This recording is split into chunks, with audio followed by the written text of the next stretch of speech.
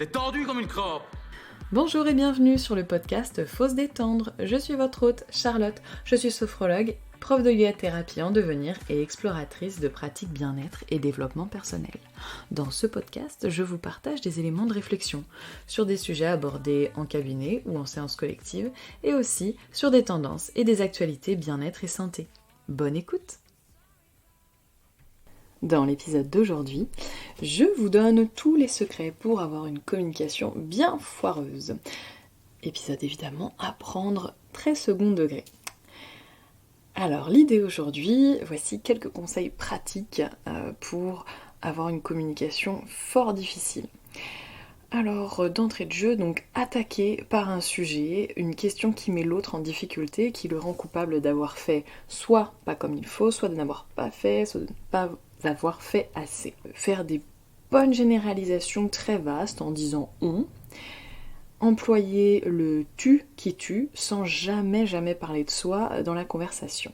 Aborder cache-pistache un problème sans jamais parler de soi bien évidemment, ni de la façon dont on vit la situation rencontrée.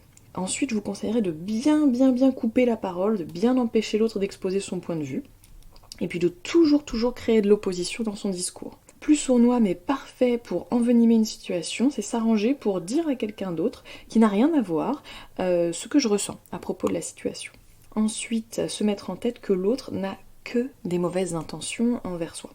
Et puis chercher à convaincre coûte que coûte. Voilà, peu importe finalement l'issue, il faut qu'on ressorte gagnant et d'avoir le dernier mot. Se positionner en juge de tribunal face à l'autre qui sera bien évidemment sur le banc des accusés. Ensuite, bien se cacher derrière son statut. Enfin, je vous conseillerais de émettre sans cesse des critiques et de surtout ne jamais partager vos propres propositions. Et puis si à ce stade vous aviez encore des facilités à communiquer malgré tout, eh bien je vous invite pour dynamiter l'échange cette formule qui marche très bien. De toute façon, il n'est pas possible de discuter avec toi. Évidemment, je le rappelle en conclusion, cet épisode se veut très second degré. Ça peut être surtout, et ça se veut, un moyen ludique d'auditer la qualité de vos partages et de vous faire avancer si jamais vous rencontriez certaines impasses de communication avec certaines personnes. Merci d'avoir écouté cet épisode jusqu'ici. Vous pouvez commenter, liker, partager. Vous pouvez également passer sur mon site internet www.charlottehermansophrologue.com pour avoir plus de renseignements sur mon activité et éventuellement prendre rendez-vous. Et si je vous manque déjà, je vous donne rendez-vous sur Insta @charlottesophrologue. À bientôt.